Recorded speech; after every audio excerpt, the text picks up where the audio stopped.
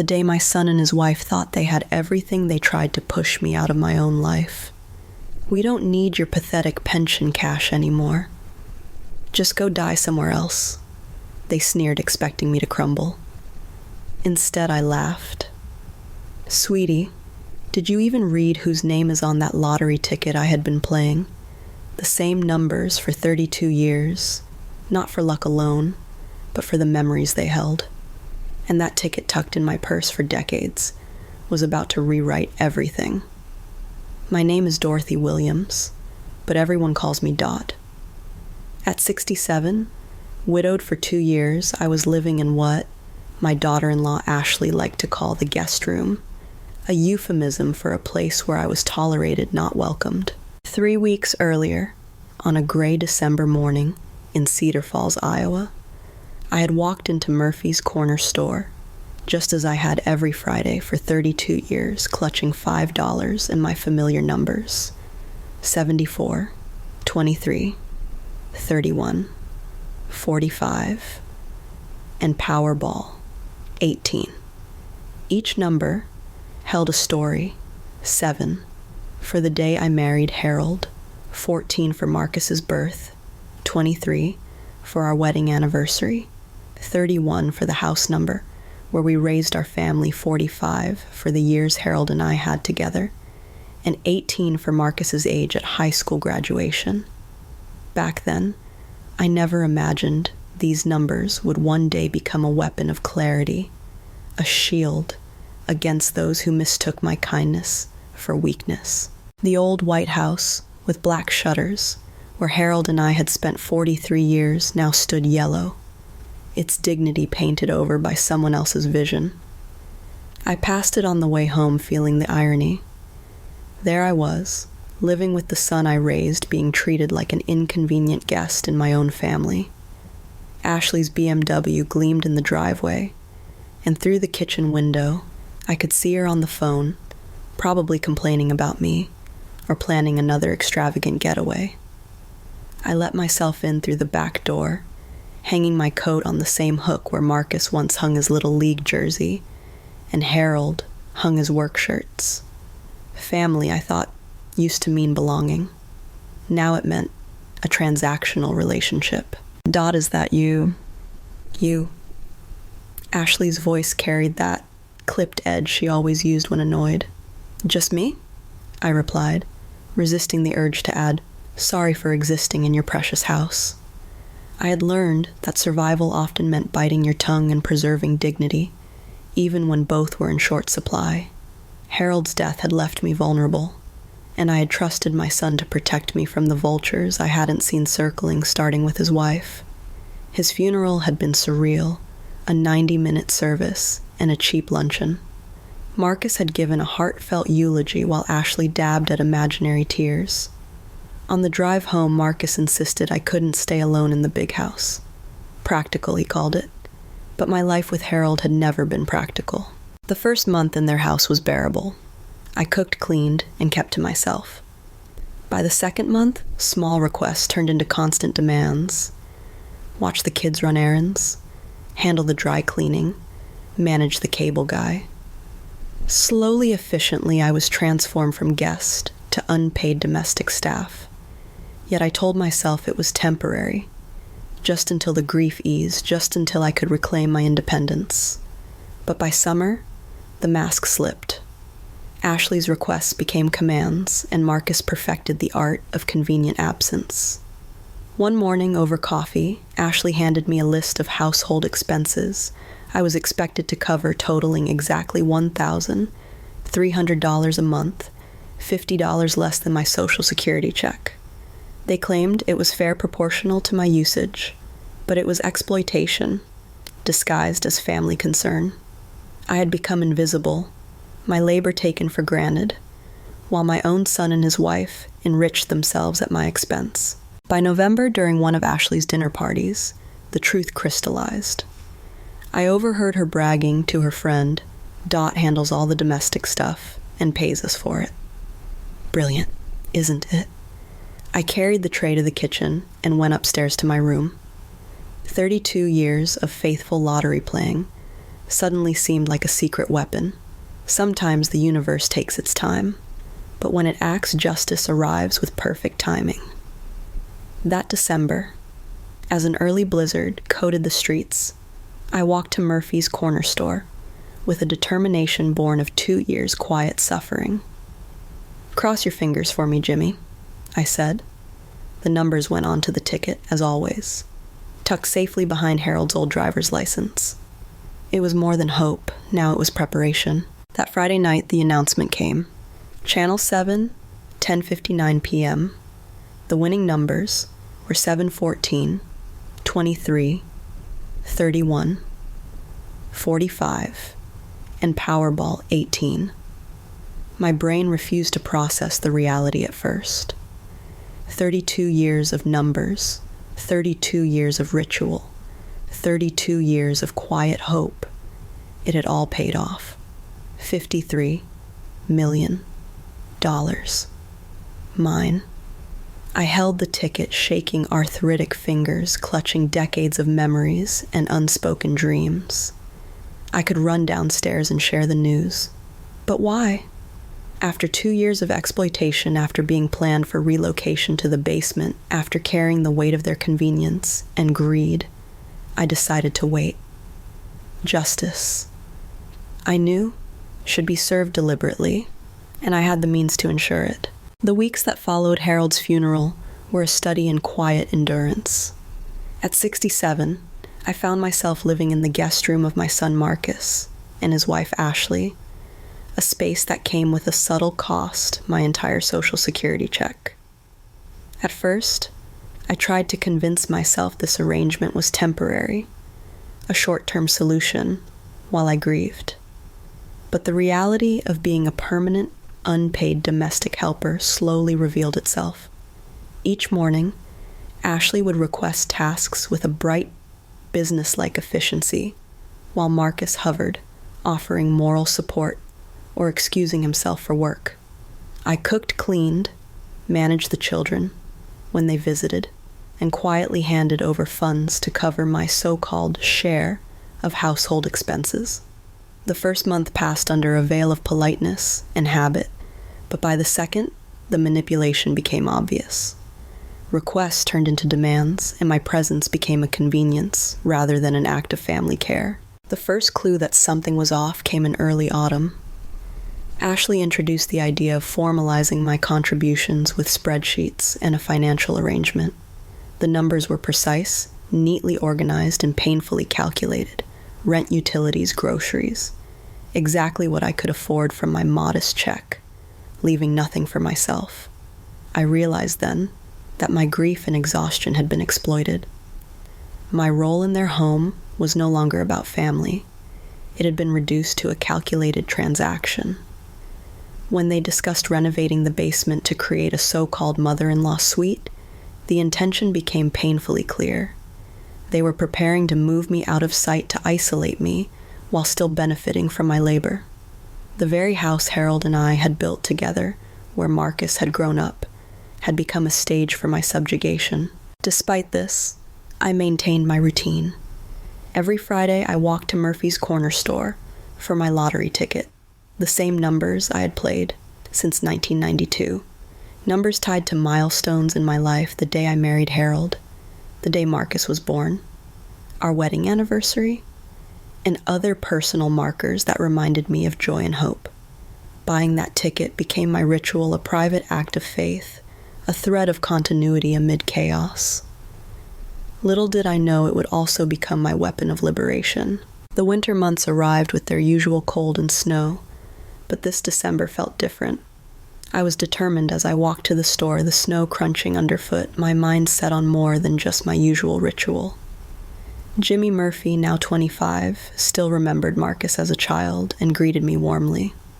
I smiled, tucking my ticket into my wallet as usual, feeling a strange mix of anticipation and quiet defiance. The cold did not deter me. If anything, it fueled a sense of justice that had been dormant, but growing over the past 2 years. My steps were measured, my mind focused on the moment when fate might finally tip the scales. At home, Ashley was already absorbed in her world of phone calls and scheduling. I entered the kitchen, hanging my coat on the familiar hook where Harold's work shirts once rested, where Marcus's Little League jersey had once hung. The space was familiar, yet alien, tainted by the subtle manipulation I had endured. I reminded myself that every polite smile I offered, every chore I completed, and every dollar I contributed had been carefully monitored and exploited. Still, I played the role expected of me, mediating the children's squabbles and performing my domestic duties with the quiet efficiency I had learned over decades. The fateful Friday night arrived. I sat reading a library book when the lottery numbers were announced. The anchor's cheerful voice declared the Powerball jackpot as $53 million. Numbers 7, 14, 23, 31, 45, and Powerball 18.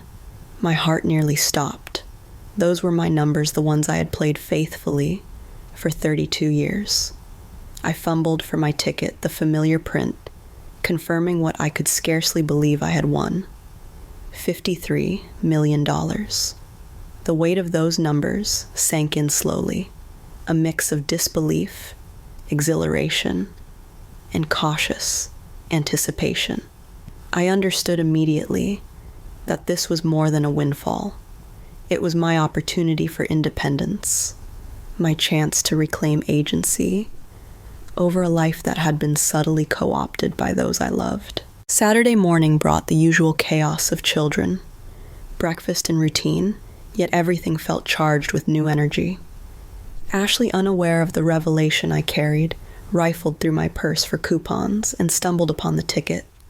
Her face went pale, a reflection of the storm about to erupt. Marcus arrived moments later, equally stunned. In that instant, the dynamics of power shifted irreversibly. The realization dawned on them that their mother-in-law, the source of their manipulated domestic economy, held the key to a fortune they had assumed was theirs to control. I kept my composure, allowing the shock to settle in, while I quietly prepared for the assertion of my own agency. Their assumptions about my weakness, my gratitude, and my incompetence had been catastrophically misplaced. I watched them carefully, noting the flicker of greed and disbelief in their eyes. Ashley, who had been so meticulous in monitoring every cent I spent, now seemed paralyzed. Marcus, who had assumed the role of benevolent adult son, looked equally stunned, his carefully maintained aura of control crumbling in the space of a single revelation. I could almost hear the internal calculations racing through their minds. How much when, and under what pretense. But I stayed calm. I had learned long ago that panic and anger were poor allies. Clarity was power. Is this real? Ashley stammered, her voice tight, brittle. I held up the ticket. It is. And now for the first time in decades, I get to decide what comes next. Not you, not Marcus, me. A tense silence fell over the kitchen, broken only by the hum of the refrigerator and the muffled laughter of children outside, oblivious to the tectonic shift unfolding within their family. Marcus opened his mouth, likely to argue, to suggest some joint plan, some compromise designed to preserve his sense of authority. But I held his gaze steadily, a quiet fire beneath my eyes that said, "You have no say here." Over the next few days, I began implementing my plan. I kept the ticket in a safe accessible only to me while quietly arranging legal and financial consultations. I didn't need to flaunt my victory. It was enough to let the knowledge of my independence simmer in their consciousness, a slow-burning reality they could not ignore. Each polite smile, each chore I continued performing, was now executed on my terms. I was no longer the victim of subtle coercion. I was a participant in my own narrative, with all the power that came from freedom and choice. By New Year's Eve, I had made the decision. I would not keep silent, but I would not retaliate out of anger. I informed Marcus and Ashley that I would be moving out, taking my finances and my autonomy with me. They protested bargaining with polite words and thinly veiled guilt, but I remained unmoved. For the first time in decades, I felt the exhilarating, terrifying beauty of complete self-determination. The night I left, I paused at the doorway, glancing back at the house that had once been home, the walls that had held both joy and exploitation. There was no bitterness, only clarity. The air was cold, crisp, and new, carrying with it the possibility of a life lived fully on my own terms. I stepped into the street, the weight of years lifting with every stride. Ahead lay independent security and a sense of agency I had nearly forgotten.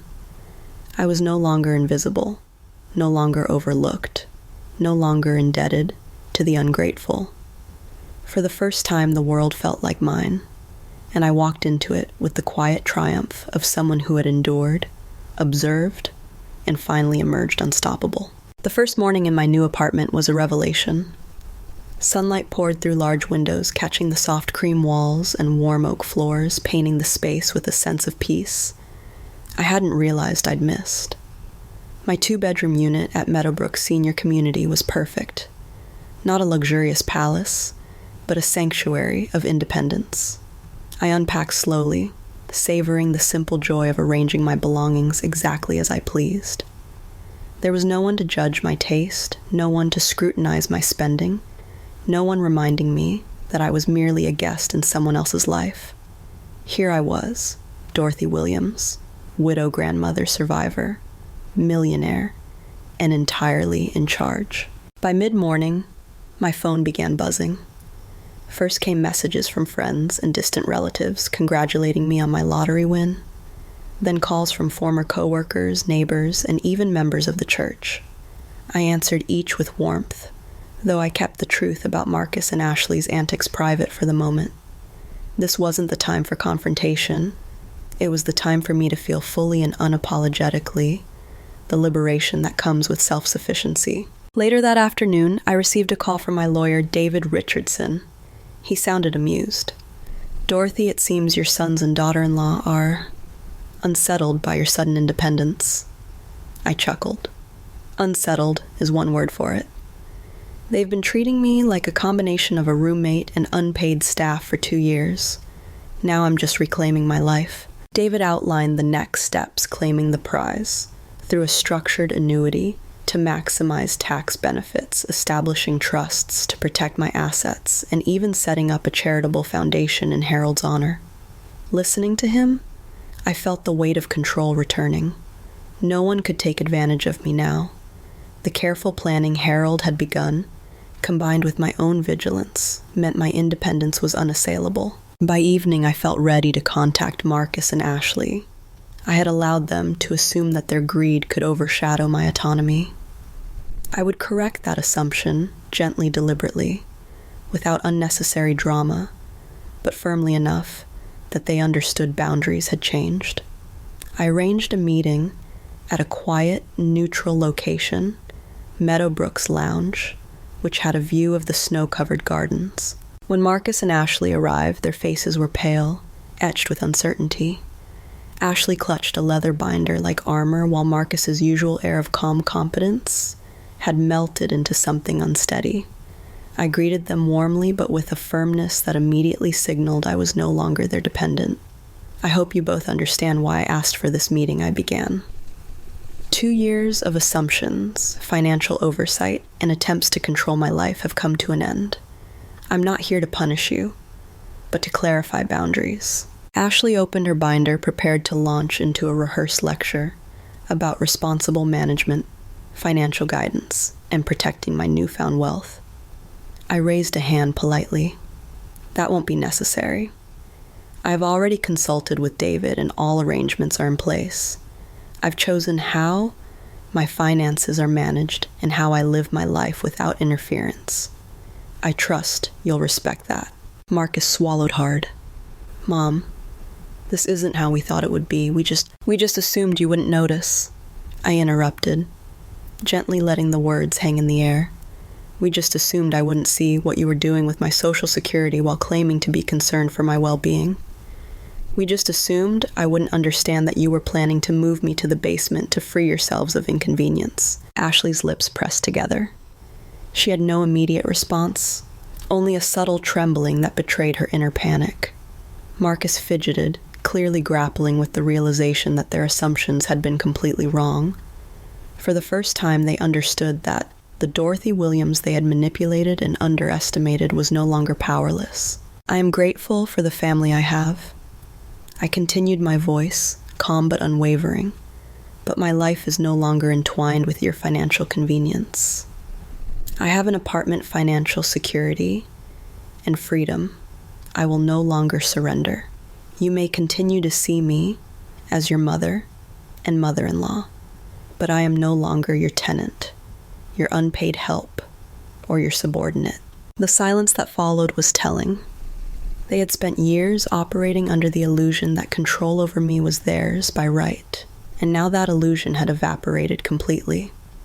For a moment, I felt a quiet satisfaction, not vengeful but deeply affirming. My life, my choices, my dignity were mine, and no one could take that away. Marcus ran a hand through his hair, his usual confidence now frayed. "Mom, I didn't realize you felt this strongly. We never meant to." "You never meant to," I repeated, letting the words settle like a stone in the air. Intentions are irrelevant when actions harm. I've been patient, forgiving, and silent for too long, but silence is no longer my choice. Ashley shifted in her seat, finally finding her voice, though it came out brittle. "We just thought you'd be safer with us helping. You know, managing things." I leaned forward, letting my eyes meet hers. "Safer for you, perhaps. I've spent decades managing my own life, building my career, raising my family, and making decisions, good and bad. Now I choose how I live, who I trust, and how my money is handled. Safety is not about control. It's about autonomy." Marcus exhaled slowly, his face reddening. "So, what now?" I smiled a soft but unmistakable smile. "Now we start fresh. If you want to be part of my life, it will be on my terms, not as managers of my existence. You will respect my independence, and in return, you'll find I am more present, more engaged, and more generous than ever, not because you demand it, but because I choose it." Ashley nodded slowly, though the tension lingered. Marcus offered a tentative smile, as if testing the waters of this new dynamic. For the first time, the roles had shifted. I was no longer a passive observer of my own life. I was the author, and every decision, every boundary, every word belonged to me. By the time they left, I felt lighter than I had in years. I returned to my apartment, closing the door behind me and inhaling deeply. The sunlight poured across the floor, as if acknowledging my triumph. For the first time in a long time, I felt completely free, not from fear, not from obligation, but from the weight of expectation and manipulation. I sat by the window sipping tea and allowed myself a small, satisfied smile. Independence tasted sweeter than revenge, richer than reconciliation, and more intoxicating than any material gain. For Dorothy Williams, widow grandmother survivor, and now fully liberated woman, life had only just begun. The morning after I claimed my winnings, I woke with a sense of purpose that had been missing for years. The apartment at Meadowbrook Senior Community felt like a sanctuary, a space that belonged entirely to me. 2 bedrooms, a full kitchen, and sunlight streaming through large windows made it feel like more than just a new home. It was the beginning of a life I had earned, not borrowed. I unpacked slowly, each item finding its place as if arranging memories and intentions alongside them. The lottery ticket sat in a frame on the mantel, a reminder of perseverance and patience, not just fortune. Madison, my granddaughter, arrived that afternoon, a spark of curiosity in her eyes. She had always been a bridge to the younger generation, the one who remembered me as the grandmother who baked cookies, told stories, and listened without judgment. Our previous visits had been strained, tinged with the tension that lingered from Marcus and Ashley's household. But now, the air was different. I greeted her with a warm smile, noting how her eyes lit up as she took in the cozy apartment. "Grandma, this place. It's amazing," she said, her voice filled with genuine excitement. I laughed, a sound I hadn't heard from myself in months. "Yes, well, it's finally mine. Completely mine," I said, letting the words sink in. Madison's expression softened, as if understanding not just the material change, but the deeper victory it represented. We sat in the living room, with tea, the afternoon sun casting long shadows across the floor. "I always knew you'd do something incredible," Grandma Madison said. "But this, winning the lottery, taking control of your life, it's more than I imagined." Her words were sincere, carrying admiration, relief, and a little awe. I explained the past 2 years, carefully choosing how much to reveal. Madison listened intently, her small hands clasped together in her lap. When I finished, she didn't ask questions or offer judgment. Instead, she reached across and squeezed my hand. "I'm proud of you, Grandma. I'm so proud. You stood up for yourself." Her words resonated more deeply than any material gain, affirming that independence, dignity, and respect were worth far more than the money itself. Over the following weeks, Madison became a companion in this new chapter. We explored the town, took long walks in the park, and even started a small herb garden on the balcony. Each moment was a reclamation of time, lost a chance to savor life without the pressures of manipulation or obligation. Madison reminded me of the joy of shared laughter, the thrill of curiosity, and the comfort of unguarded conversation. Evenings were quieter, more reflective. I would sit in my armchair with a book, or simply watch the sunset, thinking about the journey that had brought me here. The weight of 2 years' frustration and exploitation had lifted, replaced by a profound sense of clarity. Harold's foresight, my perseverance, and Madison's support had converged to create a life that was genuinely mine. One evening, as we prepared dinner together, Madison asked Grandma, "What are you going to do with all the money now?" I smiled, stirring the pot slowly. "I'll invest wisely, help those in need, maybe fund a scholarship or two. But most importantly, I'll use it to live fully, on my own terms." Madison nodded, understanding that this was more than financial security. It was freedom, the most precious inheritance I could ever pass on. We shared a quiet dinner, the room filled with warmth, conversation, and the sense of being fully present. In that moment, I realized that life's greatest victories are often those that can't be measured in dollars. Freedom, respect, dignity, and the ability to choose your own path. Madison looked at me, eyes shining, and I knew she understood. We didn't need external approval, and we didn't need to prove our worth. The past was behind us, the present was ours, and the future was full of possibility. The weeks turned into months, and the rhythm of my new life settled into a comforting pattern. I woke each morning with purpose, enjoying the small routines that had previously been stolen by stress and manipulation. There was gardening, reading, and afternoons with Madison, who had now become both my confidant and co-adventurer. One Saturday, we decided to visit the local community center, a modern building with glass walls that caught the sunlight beautifully. It was bustling with seniors, engaging in art classes, yoga, and book clubs. I hadn't realized how much I missed a sense of belonging. Madison always, the social spark, introduced me to a group of women who shared my love for literature and gardening. Soon, I found myself not only participating, but leading small discussions, sharing stories of resilience, business, and life lessons. The experience was invigorating, a reminder that life didn't end because of age. In fact, it often became more vibrant when one finally claimed control. One afternoon, as we walked back from the community center, Madison glanced up at me. "Grandma, "Do you ever miss the old apartment, or everything?" before she asked quietly. I paused, letting the question hang in the warm air. "Sometimes," I admitted. "There are memories both good and bad that I'll always carry. But I've learned that holding on to anger or regret only weighs you down. What matters now is what we create with the time we have." Madison squeezed my hand, and I could see the respect in her gaze. She understood the lessons I had earned the hard way. The independence also allowed me to redefine relationships. Marcus and Tommy reached out occasionally, but I no longer felt the need to respond immediately or even at all. My boundaries were clear, firm, and unshakable.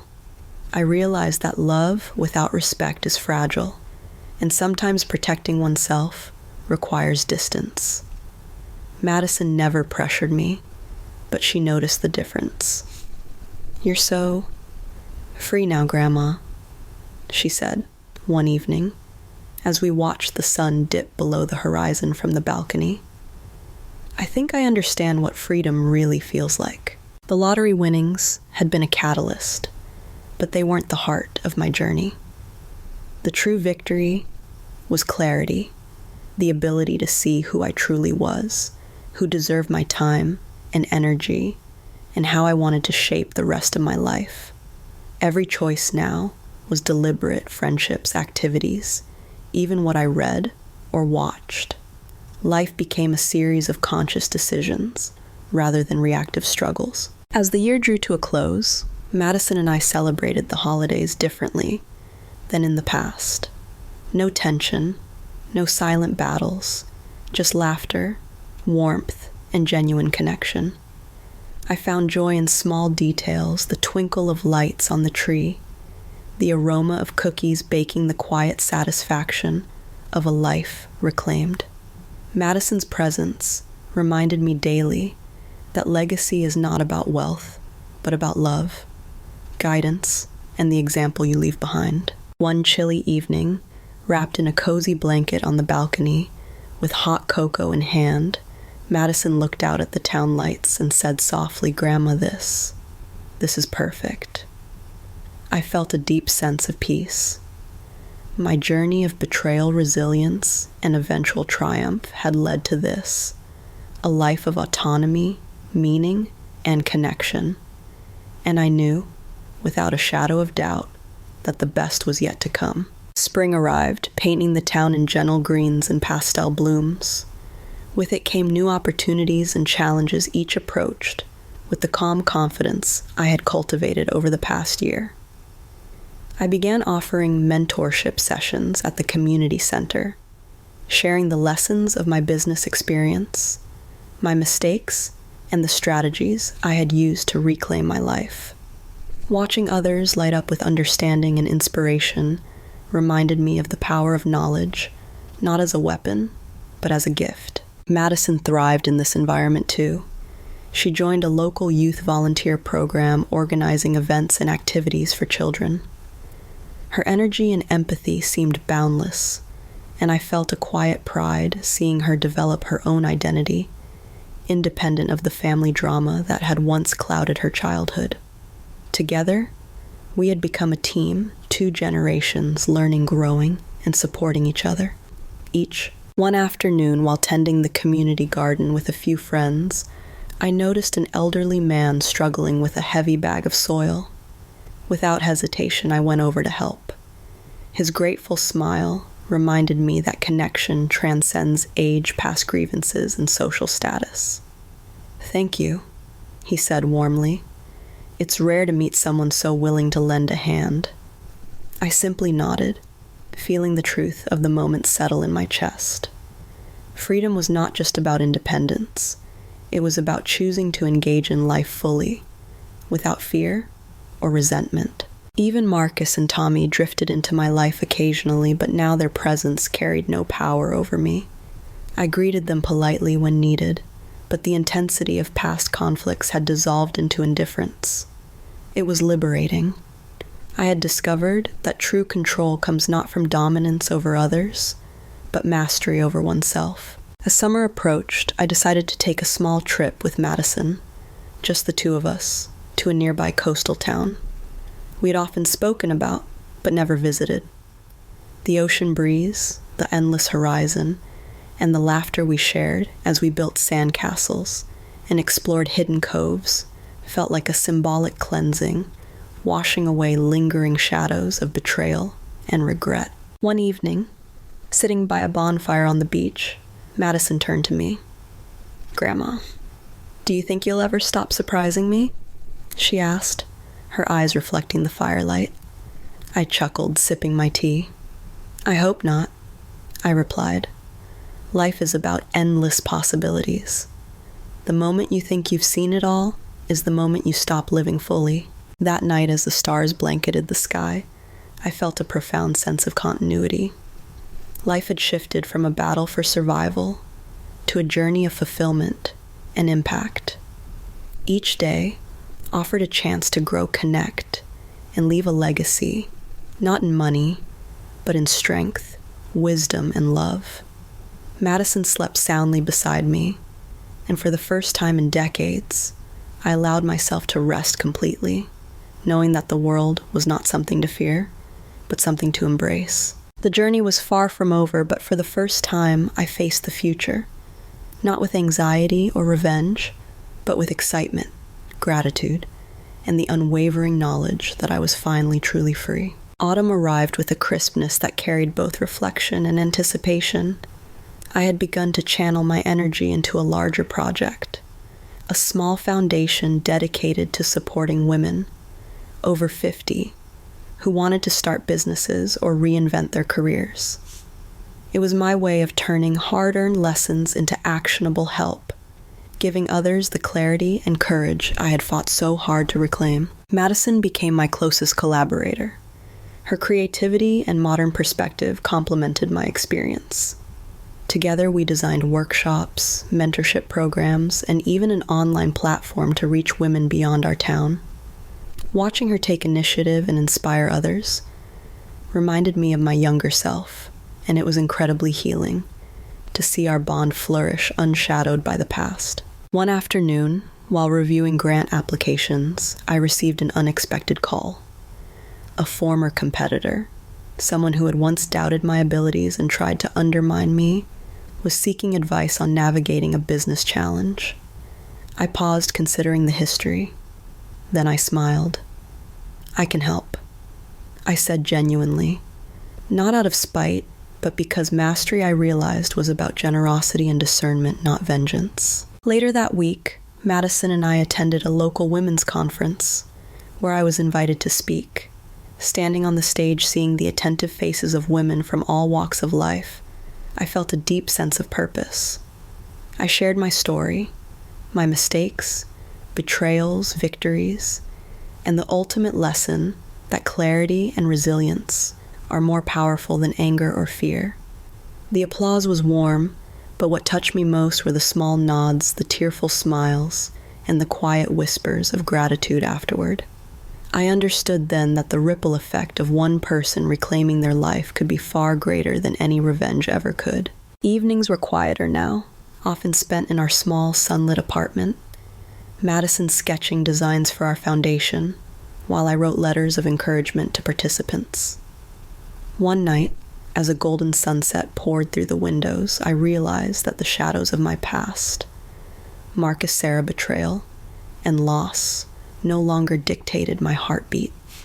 They existed only as context, as teachers who had pushed me toward clarity, self-mastery, and genuine connection. And then, almost imperceptibly at first, I began to notice how our work was changing the town itself. Small businesses flourished, new friendships formed, and even the local schools embraced mentorship programs we had proposed. It was proof that the impact of one person's resilience could expand into a community's growth. One chilly evening, Madison turned to me while we watched the street lamps flicker on. "Grandma," she said softly, "do you think we'll ever stop growing?" I smiled, looking at her face illuminated by the gentle light. "I hope not," I said, "because life is endless, and the moment we think we've done enough is the moment we stop truly living." The feeling was liberating, Freedom, I realized, wasn't just about escaping betrayal or hardship. It was about choosing every day to engage, to create, and to give. It was about living fully, courageously, and generously. And so with the foundation, our growing community, impact, and my renewed bond with Madison life had become something more profound than victory or revenge. It was a testament to clarity, resilience, and the quiet power of starting over. Seasons shifted quietly, and with them so did our rhythm. Our mornings began with coffee on the balcony, sunlight spilling over Madison's sketches and my journals.